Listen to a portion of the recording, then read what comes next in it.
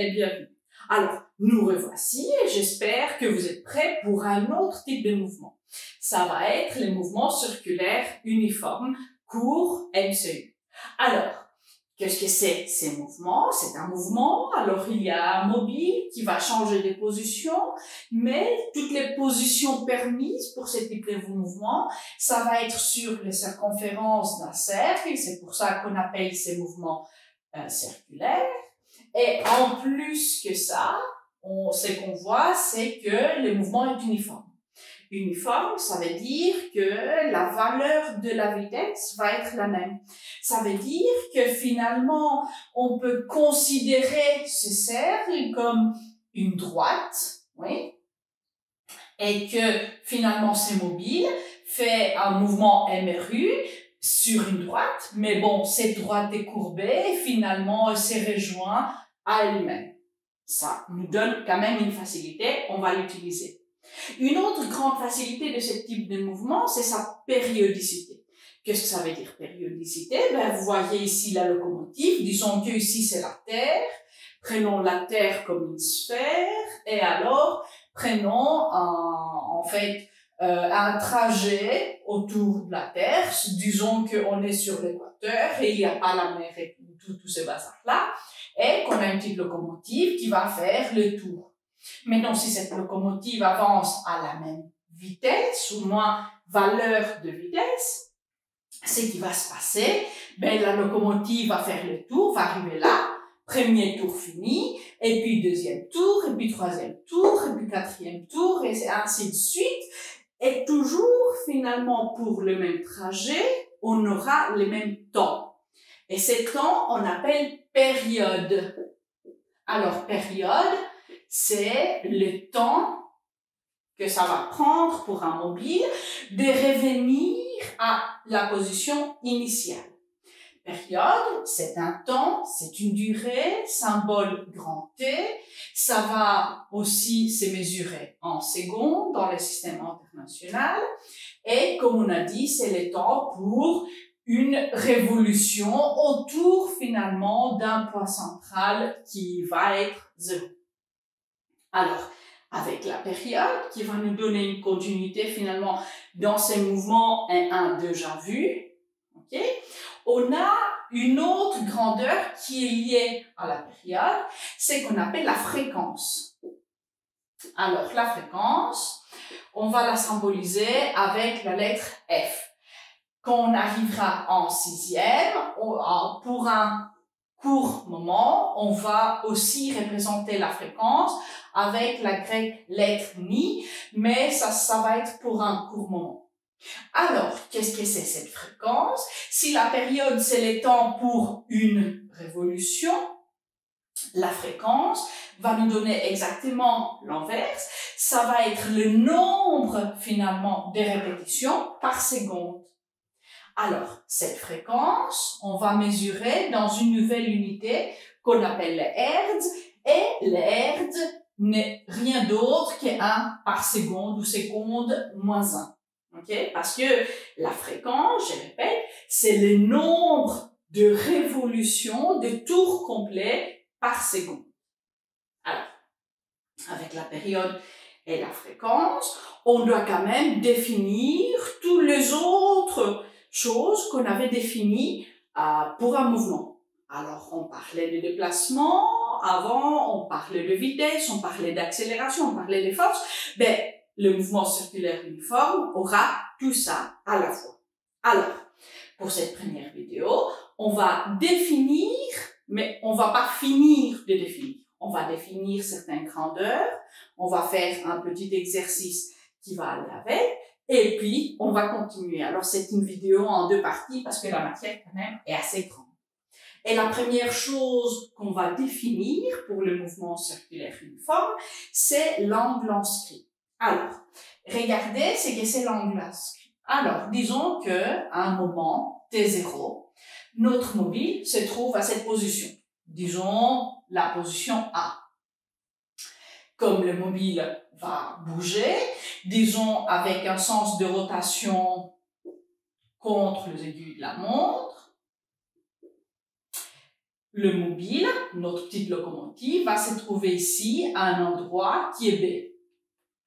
Maintenant, vis-à-vis du centre O, si vous êtes l'observateur au centre O, pour voir maintenant la locomotive au B, vous devez tourner les regards. Si vous étiez figé comme ça, comme un petit robot, ce qu'on devrait faire, on devait tourner votre base, ok, à un certain angle.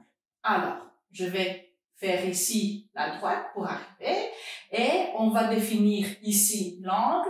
On peut utiliser différentes lettres. On a utilisé jusqu'à maintenant le A, le alpha, de lettres grecques. Ben, on peut utiliser aussi le phi ou θ qu'on utilise pour les angles. Alors, qu'est-ce que on a fait? On a vu un mouvement finalement vis-à-vis de l'observateur, mais du côté de l'angle inscrit. Et cet angle inscrit, voilà, comme vous imaginez, ça dépend finalement du temps. Parce que comme notre locomotive va en fait changer de position avec le temps, et comme sa vitesse finalement est constante, cette locomotive va prendre même en fait temps pour faire le tour. On peut utiliser ce temps pour trouver exactement cet angle. Et ce qui va unir le temps et finalement l'angle, c'est une sorte de vitesse. Et ce n'est pas la vitesse comme on la connaît, c'est on appelle vitesse angulaire. Alors, on a la vitesse angulaire, dont les symboles, c'est oméga. Maintenant, j'ai toujours des élèves qui me disent W, mais ce n'est pas un W, c'est une lettre grecque oméga, comme les angles sont des lettres grecques. Et cet oméga, qui est une vitesse, va se définir comme la différence qu'on fait dans l'angle inscrit sur la durée du mouvement. Maintenant, on peut avoir une formule très facilement pour cet oméga, cette vitesse angulaire, parce que on sait que quand le mobile va faire un tour complet, ok, qu'est-ce que c'est un tour complet? Un tour complet, c'est 360 degrés, mais le degré n'est pas vraiment l'unité du système international pour les angles. C'est qu'on va faire, on va mettre le symbole finalement au système international, qui finalement est les rad. Et combien de radians c'est un cercle complet? Ben, c'est 2 fois pi. Le pi, vous connaissez les 3,14, etc., etc. Maintenant, combien de temps, pour avoir la durée, combien de temps est-ce que notre mobile va faire pour faire un tour complet? Ben, il fera une période. Et cette période, ben, s'il nous est connu, on peut l'utiliser pour trouver, par exemple, l'angle inscrit. Alors, si on a un certain temps, ok, par exemple ici, on sait que le mobile arrive ici à T1, on peut dire que l'angle inscrit, alors delta phi, de là où on était jusqu'à là où on arrive, ça va être oméga, alors 2 pi sur T, fois le delta T, et le delta T, ça va être T1 moins T0. Et c'est comme ça qu'on peut trouver à n'importe quel moment quel est l'angle, en fait, finalement, parcouru comme, par le mobile, comme elle est perçue par un observateur qui se trouve au milieu, là au 0. Alors, vous imaginez qu'avec la vitesse angulaire, on a aussi défini une vitesse linéaire. Qu'est-ce que c'est la vitesse linéaire? La vitesse linéaire est vraiment la vitesse dans le terme qu'on parlait avant, qui va faire finalement les déplacements. Les déplacements maintenant, ça ne va pas être une droite, ça va être une courbe. Alors là, le déplacement va être un delta x sur la courbe, qui va faire autant de mètres, et qui va être sur le temps. Alors, faisons ça aussi. Alors, la vitesse linéaire va être symbolisée par le V, comme on avait avant. Ça va être aussi en mètres par seconde, tandis que La vitesse angulaire, c'est en rad par seconde. Et la vitesse est définie comme on a fait avant, delta x, sauf que maintenant x n'est pas droit, mais est courbé parce que c'est un arc de cercle sur delta t. Maintenant, pour trouver la formule de la vitesse linéaire, on va agir comme avant, comme on a fait pour oméga. Ça veut dire, on va se dire que c'est la même vitesse, le mobile avance d'un peu, le mobile avance demi-cercle, le mobile va avancer tout un cercle, finalement ça va être la même chose. On fait ça. Si le mobile va faire tout un cercle, quel est son déplacement? Ben, c'est la circonférence du cercle là. Et ça, vous connaissez de mathématiques, c'est 2 fois pi fois r, où r est les rayons du cercle. Et ça, divisé par le temps. Combien de temps est-ce que le mobile va faire pour faire tout un tour? Ben, ça, on a appelé une période. Alors, la vitesse va être 2 fois pi fois les rayons divisé par t. Maintenant, il y a une autre formule pour la vitesse. Et pour vous montrer celle-ci, je vais mettre ceci en cercle. Est-ce que vous reconnaissez ça? Est-ce que vous avez vu ça auparavant? Ah, là. Oui, c'est là. Alors, la vitesse linéaire va être 2pi sur t qui est oméga, oméga qui est la vitesse angulaire, fois les rayons du cercle. Et ces formules, on doit les connaître par cœur, mais au lieu de les apprendre par cœur, moi je conseille toujours à mes élèves d'apprendre comment on va réfléchir pour vraiment le développer dès le début. Alors, on va dessiner aussi les deux vitesses, parce que les vitesses, vous imaginez que les vitesses sont des vecteurs.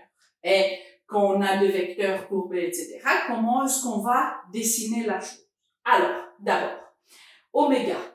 Oméga, c'est la vitesse angulaire. Comment et vers où est-ce que ces vecteurs vont montrer? Et alors là, on va utiliser la règle de la main droite, qu'on va l'utiliser beaucoup, surtout en électromagnétisme. C'est qu'on fait, on met les 5 doigts dans les 4 doigts dans le sens de rotation, les 4 doigts de la main sont les pouces. Alors, on met les 4 doigts dans le sens de rotation et le vecteur va montrer vers là où vous êtes. Alors, c'est finalement la direction et les sens donnés par les pouces. Alors, un sens de rotation comme ça va donner un oméga qui va venir vers vous. Et comment est-ce qu'on montre un vecteur qui va venir vers vous? C'est une flèche. Vous voyez, vous faites un cercle et vous voyez vraiment le bout de la flèche. La flèche vient vers vous. De l'autre côté, si la rotation était à l'envers, on aurait notre pouce qui regarderait vers le tableau. Ça serait un vecteur qui va partir vers le tableau et vous ne voyez que le dos de la flèche qui est en train de partir. Alors, ça c'est pour oméga. Oméga c'est un vecteur. Ce qu'on dessine pourtant le plus souvent, c'est la vitesse linéaire. Et cette vitesse linéaire, comme avant, ce qu'on a appris, c'est que la vitesse doit toujours être tangentielle à la trajectoire.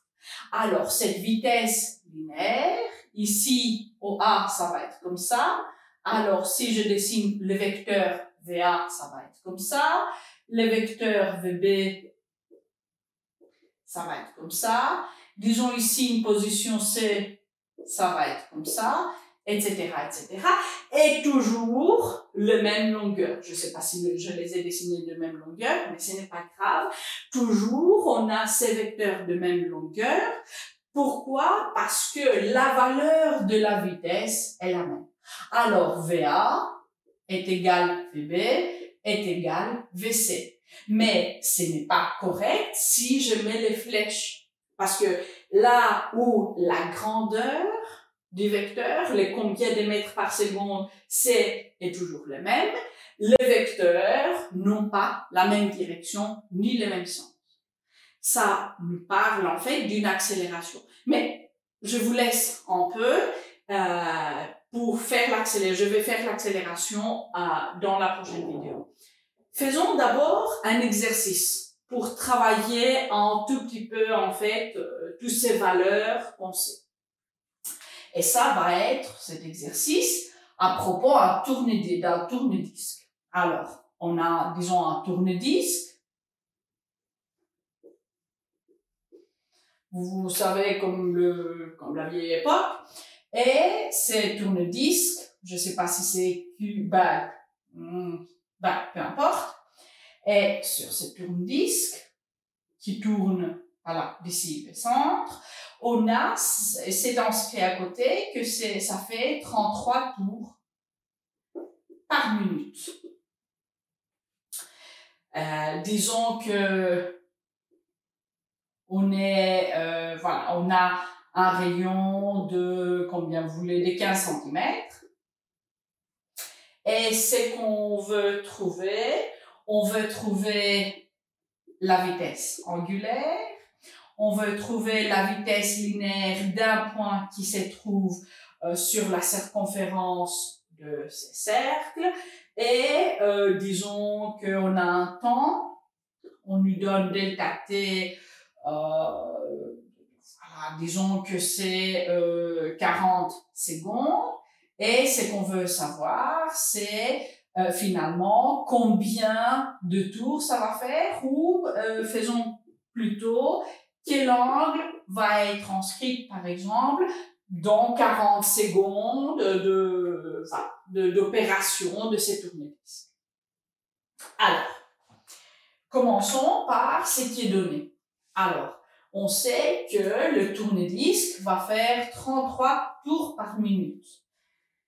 Qu'est-ce que c'est que ça, finalement? Ça, c'est une fréquence. Ça nous donne le tour, en fait, ce n'est pas un hertz, parce que c'est par minute, mais on peut convertir l'unité pour nous donner hertz. Et c'est là où on va commencer. Alors, je commence ici, c'est un peu serré, mais on peut le faire. Je vais prendre le noir. Et alors, on a une fréquence qui est égale de 33 tours par minute. Et c'est qu'on veut, on veut savoir les tours par seconde. Pourquoi est-ce qu'on veut savoir ça? Parce que voilà, c'est la seconde finalement qui est l'unité de temps dans le système international, et c'est 1 par seconde qui va finalement nous donner de hertz. Alors, comment est-ce qu'on va faire ça? On va garder 33 tours. Et au lieu de diviser par minute, on met sa quantité en secondes. Et on a 60 secondes. Alors, on prend la calculette et on va faire 33 sur 60. Et l'unité, tour par seconde, 1 par seconde, ça va être le hertz. Je prends alors la calculette et je fais 33 divisé par 60. Ça va faire 0,55. Alors, la fréquence de ces mouvements, ça va être 0,55 Hz. Une fois qu'on a la fréquence, on peut trouver la période. Ok? Et on va utiliser après la période pour calculer la vitesse angulaire et la vitesse linéaire. Comment est-ce qu'on va passer de la fréquence à la période? Vous voyez ici que l'un est l'inverse de l'autre. La période, elle est temps pour une révolution. La fréquence est combien de révolutions par seconde? Alors, la fréquence va être 1 sur la période et la période va être 1 sur la fréquence. On va utiliser ça ici et on va dire la période, c'est 1 sur la fréquence. Ça veut dire que la période, ça va être 1 sur 0,55 et l'unité sera la seconde parce que Hertz c'est 1 sur seconde. Alors, je fais exactement ça et on a une période d'1,82, disons, secondes. Alors, maintenant, on a la fréquence, la période, on doit trouver oméga. Comment est-ce qu'on va trouver oméga?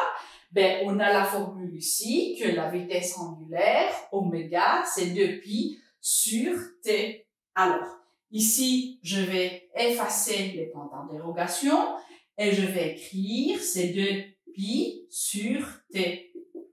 Alors, 2 pi, 2 fois pi, on fait à la calculette, et ça, on va diviser par la période. La période, c'est 1,80. Et alors, ça va donner 3,45.